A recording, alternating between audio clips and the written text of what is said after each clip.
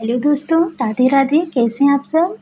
तो फ्रेंड्स, आज 3-4 दिन के बाद हम लोगों की मुलाकात हो रही है। बीच में मेरी मोबाइल कुछ ख़राब हो गई थी, तो इसकी वजह से वीडियो भी नहीं शूट हो पाया और 2-3 दिन गैप हो गया।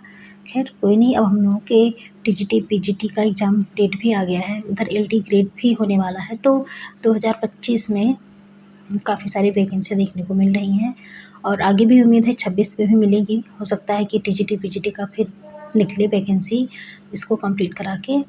तो बस हम लोगों को मन लगा के पढ़ना है ताकि हमें एक सीट मिल जाए और हमारा सिलेक्शन हो जाए। और टेट का भी आ गया है, जिन भाई बहन का टेट का है वो भी खूब मन लगा के पढ़िए।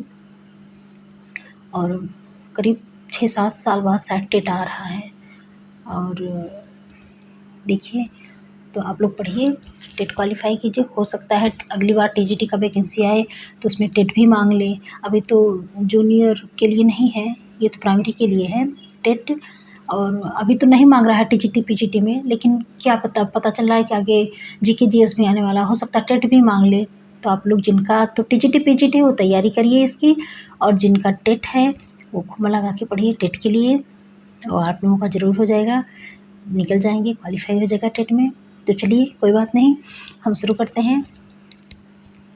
आज का पहला सवाल है ये, और हाँ, मैं बता दूं, जो भी चैनल पे नए हों तो हम लोग एक परीक्षा पॉइंटर करके एक बुक आती है, उसी को हम लोग पढ़ रहे हैं। वन लाइनर के रूप में दिया हुआ है। इसमें कुछ थ्योरी भी दी हुई है, ऐसा नहीं है। जैसे कि हर आदिकाल का, भक्तिकाल का, रीतकाल का, आधुनिक काल का, मतलब जिसका भी हम इसमें हिंदी व्याकरण भी दिया हुआ है और संस्कृत साहित्य भी दिया हुआ है, संस्कृत व्याकरण भी दिया। मतलब ये मोटी जो किताब है, बहुत मोटी नहीं है, यूथ पब्लिकेशन की जो बहुत मोटी है, तो उसी का ये नोट्स है, एक तरह से कह सकते हैं शॉर्ट नोट है। तो ये कुछ पतली है उससे, और सब कुछ इसमें दिया हुआ है। उसमें पूरा हर एक क्वेश्चन का व्याख्या किया हुआ है। इसमें व्याख्या नहीं है, इसमें हर टॉपिक के बारे में बताया गया है। उसके बाद ऐसे वन लाइनर के बारे में जितने भी एग्ज़ाम में पूछे गए हैं, आप देख सकते हैं वो किस किस एग्ज़ाम में क्वेश्चन पूछा गया है, वो दिया हुआ है। तो उसी को हम लोग पढ़ रहे हैं। जो भी चैनल पे नए हों वो पीछे जाके वीडियो में देख सकते हैं। इससे पहले मुझको लगता है आदिकाल से 6-7 वीडियो तो हो ही चुकी होंगी, आदिकाल और भक्तिकाल की। और ये आज हम लोग सूफी काव्य धारा को पढ़ने वाले हैं। तो चलिए शुरू करते हैं। पहला है, फूल मरय पै मरय न बासु। फूल मरय पै मरय न बासु, यह पंक्ति किसकी है? तो जायसी की है। पद्मावत का बंगला अनुवाद किसने किया था? तो आलोक उजाला जी ने किया था। फिर है, उदधि आय ते बंधन कीन्हा। उदधि आय ते बंधन कीन्हा, इति 10 माथ अमर पद लीन्हा। तो ये किसकी है? जायसी का है। नागमती वियोग खंड किसने लिखा है? तो 12 भाषा शैली में लिखा गया है नागमती वियोग खंड को। आगे है, कथन है, यह आशिक मासूकों का निर्लज्ज प्रलाप नहीं है। यह आशिक मासूकों का निर्लज्ज प्रलाप नहीं है। यह हिंदू गृहिणी की विरहवाणी है। यह हिंदू गृहिणी की विरहवाणी है। इसका सात्विक मर्यादापूर्ण माधुर्य मनोहर है। नागमती की विरह दशा के बारे में उपर्युक्त विचार किसका है? तो ये शुक्ल जी का विचार है कि यह आशिक मासूका का निर्लज्ज प्रलाप नहीं है, यह हिंदू गृहिणी की विरहवाणी है। इसका सात्विक मर्यादापूर्ण माधुर्य मनोहर है। नागमती की विरह दशा के बारे में उपर्युक्त विचार शुक्ल जी का है। आगे है, हिंदी साहित्य का सर्वश्रेष्ठ विरह वर्णन, नागमती का विरह वर्णन संकलित है। तो किसमें संकलित है? पद्मावत ग्रंथ में संकलित है। आगे है, मलिक मोहम्मद जायसी द्वारा लिखा गया महाकाव्य, तो पद्मावत है। मुल्ला दाऊद 1370 ईस्वी की अवधी भाषा की पहली कृति इनकी कौन सी है? मुल्ला दाऊद की अवधी भाषा में पहली कृति है चंदायन या लोर कहा। इसे चंदायन को ही लोर कहा भी कहते हैं। आगे है, तन चितौर मन राजा कीन्हा, ही सिंघल बुद्धि पद्मिनी चिन्हा। यह पंक्ति किसकी है? किससे ली गई है? तो पद्मावत ग्रंथ से ली गई है यह पंक्ति। मलिक मोहम्मद जायसी ने आखिरी कलाम में प्रशंसा की है, तो किसकी? बाबर की प्रशंसा की है। आखिरी कलाम में मलिक मोहम्मद जायसी ने किसकी प्रशंसा की है? तो बाबर की प्रशंसा की है।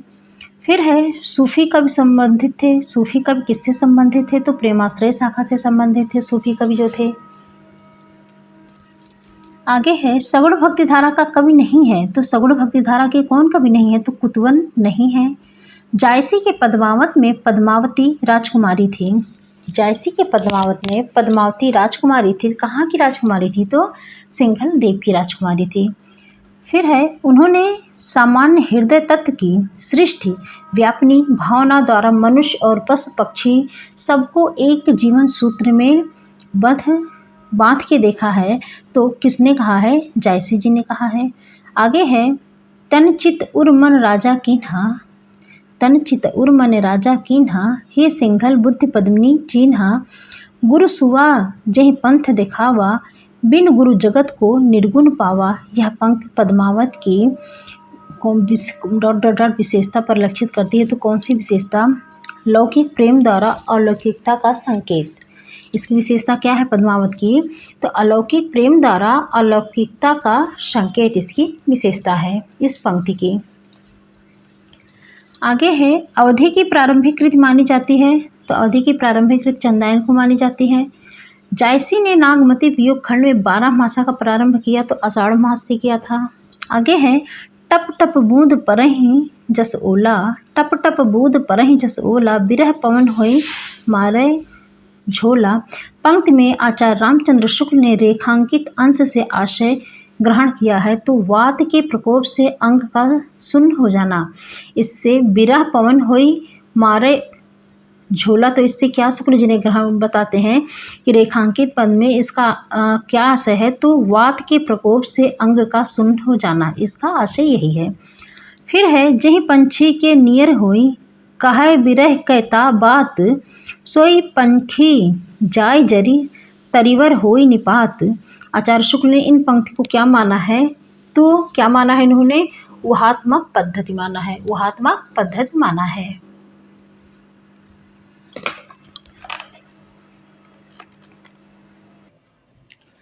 आगे है प्यूसो कहेउ संदेशड़ा, प्यूसो कहेउ संदेशड़ा, हे भौरा हे काग, सो धन बिरह जरी मुई तेह का धुआं मुँह लाग।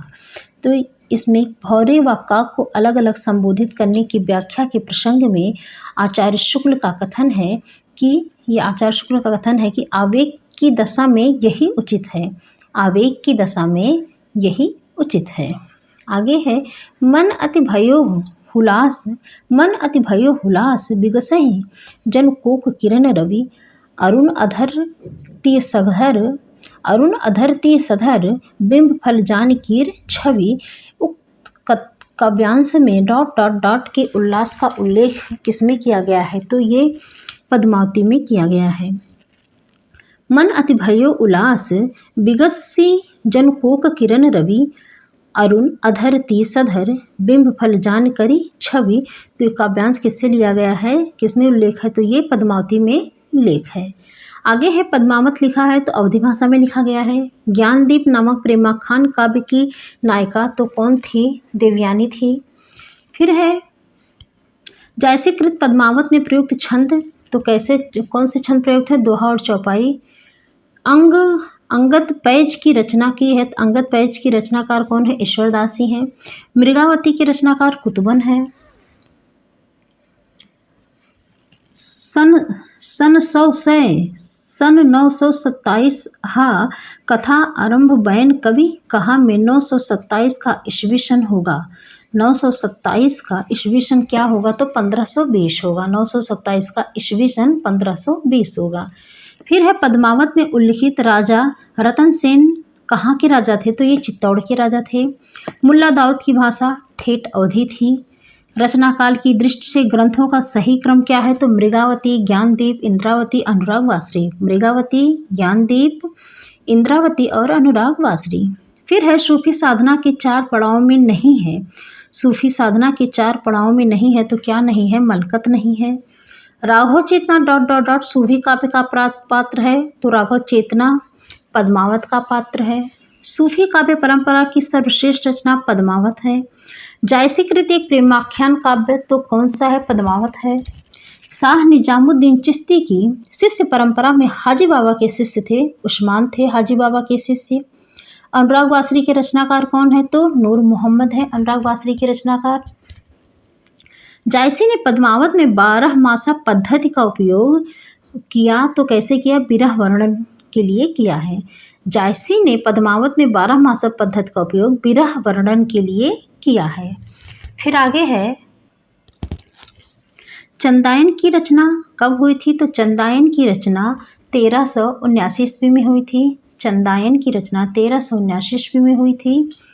आगे है मोहिका हसे की कोह रहे मोहिका हसेसी की कोह रही। इसका तात्पर्य क्या है कि मुझ पर हंसते हो या उस कुम्हार पर हंसते हो।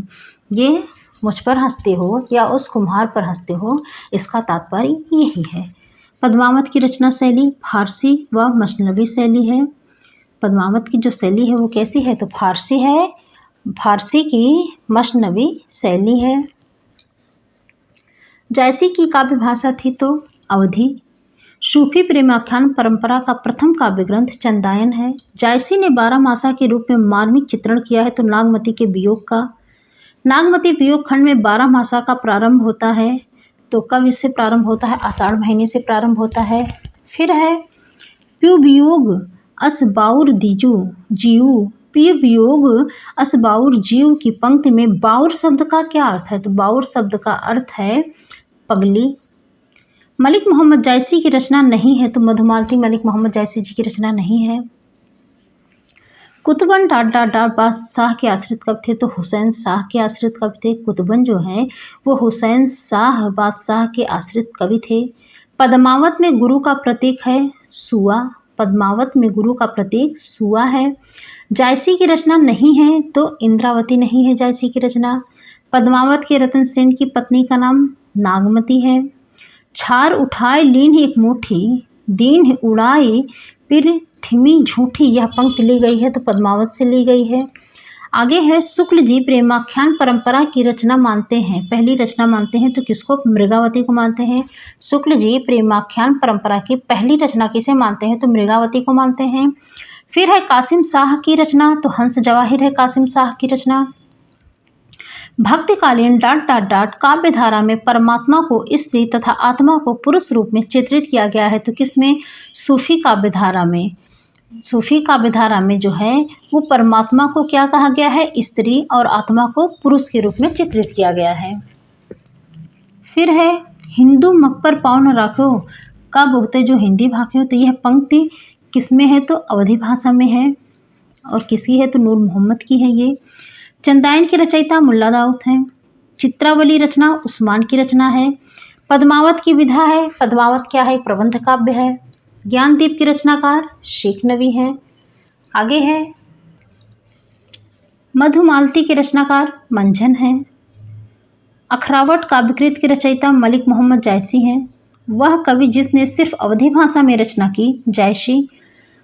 रौजतुल हकायक के रचयिता नूर मोहम्मद हैं। रौजतुल हकायक के रचयिता कौन है? तो नूर मोहम्मद है।